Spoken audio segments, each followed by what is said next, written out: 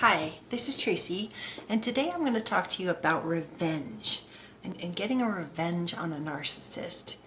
And I want to ask you, does revenge equal closure? Or does closure equal revenge, right?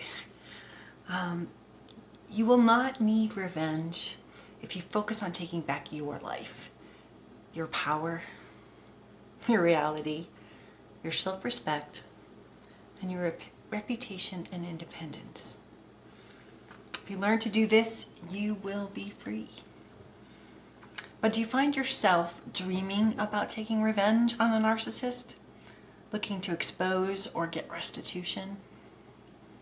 Think about this. Are you looking for comparative suffering? That is something that we all struggle with. I think that no matter who we are, it's ingrained inside of us. Today I plan on showing us some real life actionable things that you can do when you're thinking about taking revenge on someone, and hopefully show you that revenge with a narcissist is not going to help you heal. I ran into a famous quote the other day while doing research for this video, and it said, when you're seeking revenge, dig 2 graves. One is for you. For me, I think we have 2 different voices. You know, the good one and the evil one. They come up on your shoulder, they whisper in your ear. They are part of us. They are actually part of our warning system. The system inside of us that tells us when we should fear something, when we should run, when we should hide, fight, flight, or freeze.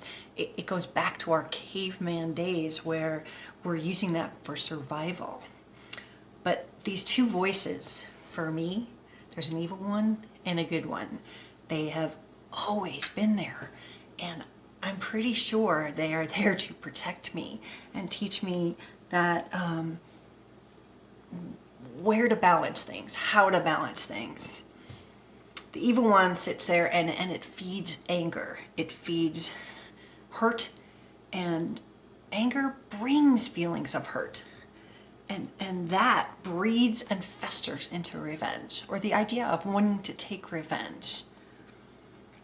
But I'm hoping that that little voice, the other one on your other shoulder, I'm hoping that that one, that good voice, is the voice of reason that tells you that this is not a good idea. It's a really bad strategy to think about revenge, because it's disempowering, and we get stuck in angry. And when we're stuck in angry, we're on like a hamster loop. We are just going and going and going, and there isn't an end. We cannot get closure with a narcissist by taking revenge, period. The very definition of revenge is payback, restitution, retaliation, and vengeance. Do those words sound good? They don't to me. And that they're like a form of justice and of evening the score in our own minds. But it increases anger on both sides. And if we try to inflict hurt or harm on someone else, this is not going to help you. But it's actually normal to think about these things. We live with revenge in our culture, right? An eye for an eye. Movies are always showing the revenge working out pretty good. And if we look at the news, they are always featuring the gang shootings. But children often die in the name of revenge. Remember life as a teenager? People would ridicule and hurt, and you wanted revenge. It's been there a long time. So let's see if you're thinking of planning some revenge, right? Let's think about this. What are you going to do? You're going to stalk somebody?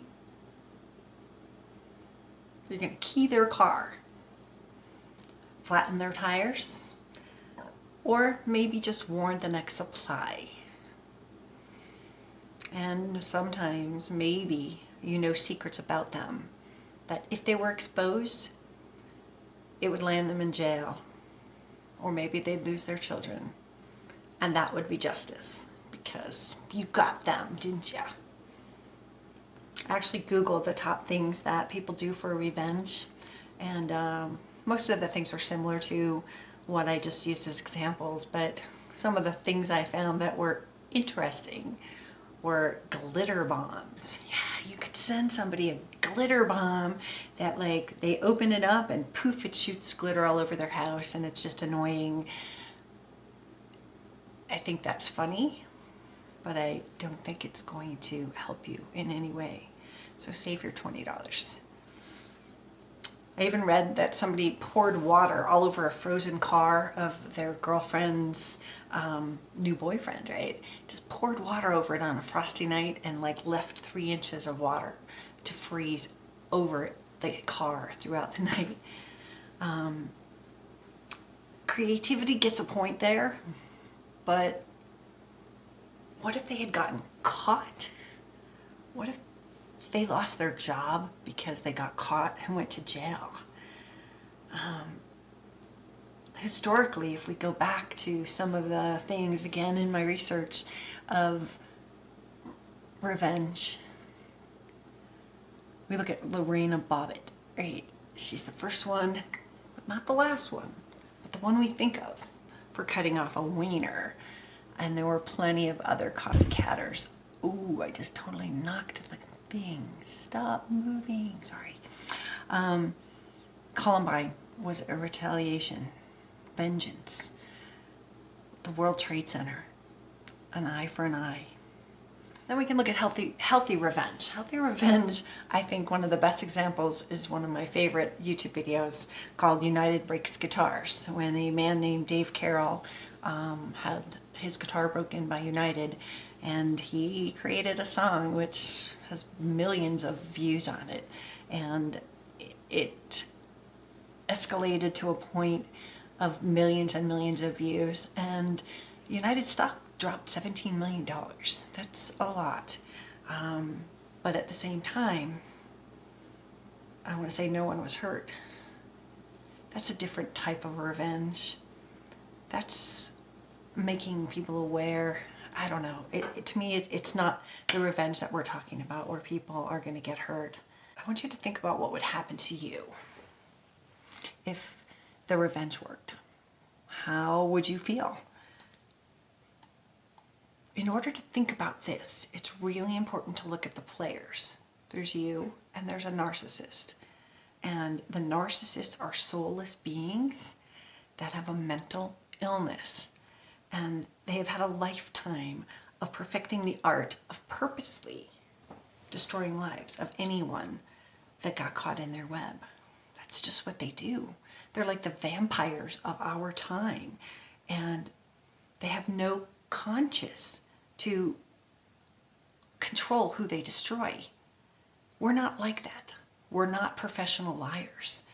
And their goal is to destroy you and to get supply. So supply could mean good supply. You're telling them they're wonderful and beautiful. Or supply could be that it's negative. They know they're getting at you. That's so important for you to understand that by going in with this cheap trick, it's only going to destroy you. As a target, we're codependents, we're people-pleasing, kind, loving, grateful, honest. But during this time when the thought of revenge comes to us, it's important to know that that's not us right now. We are beaten down, we are confused, we are scared, we are shaken, we have been smeared, gaslighted, we've dealt with isolation, financial ruin, betrayal, and we're probably on the onset, if not full-blown PTSD.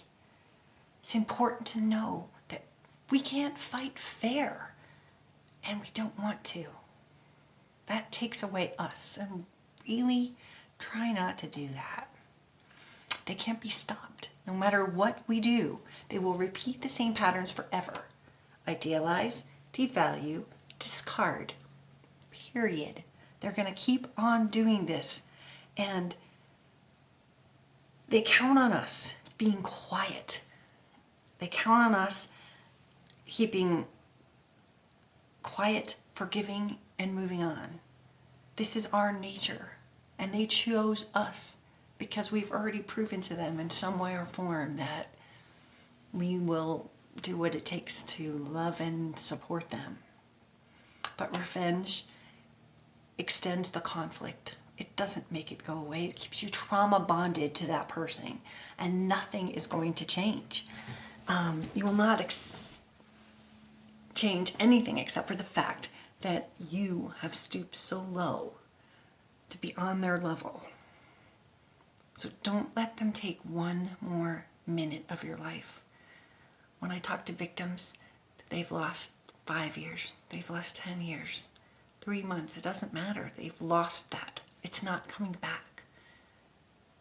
But if you plan revenge, if you don't look at how to heal yourself right now, you're not going to get it. It's not going to help you.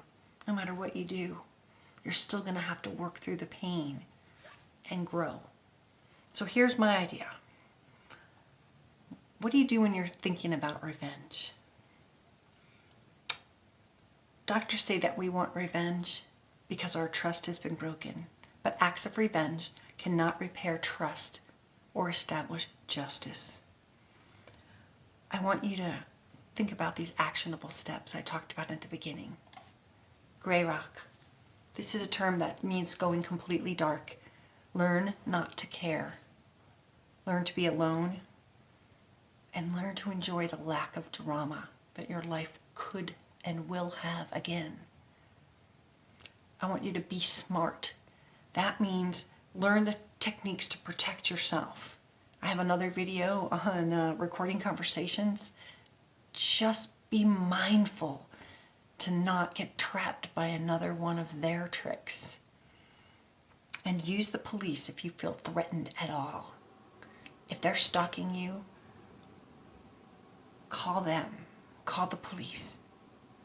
Get yourself protected, because it is against the law for them to stalk you. And getting a restraining order is a legal way of getting revenge. Forgiveness. Forgive yourself first. And grab a hold of self-love. Grab a hold of it and don't let go. It happened. It sucks. And you were a target. You showed your vulnerabilities and someone took advantage of you. It hurts. It sucks. But next chapter. Exposing them is another way of getting healthy revenge. And you have to remember that there's nothing more that a narcissist hates than being exposed. But you have to be careful when you do this, because you have to be in a place that you have educated yourself and that you're going to expose them in a rational, educated way.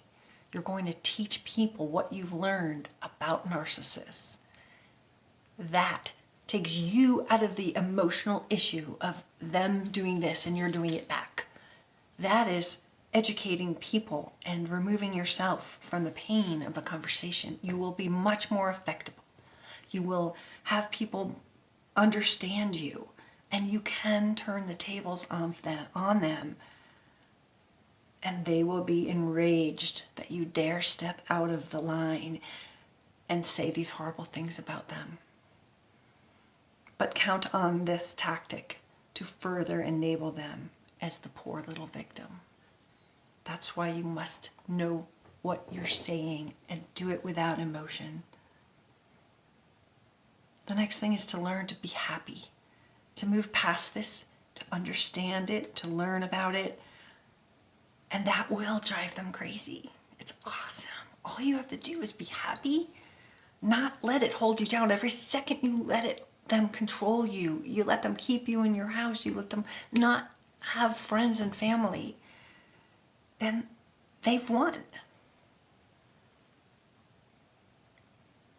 Narcissists feed on the pains of others. So don't do anything that will further make you look like the crazy one. Cray cray is not a good hashtag. And the last thing I want you to know about is to harness change. Help by changing the laws for victims. Sign some petitions on changes.org, causes.org. I'm going to put the link below to some people that are really trying to do some good stuff and change the laws so that our police and our legal system and our judges are aware of the tricks that the narcissist pulls. Help get that change passed so that the people that come after you have some kind of legal understanding of the torture that we've been put through. Revenge with a narcissist is not a game that you want to play. Keep in mind that the cost is high, but you're putting yourself in real danger. So important. The person that you're seeking revenge on is a mentally ill person. They're performers and they live lies. They are professional con men and women. You are not a match for them.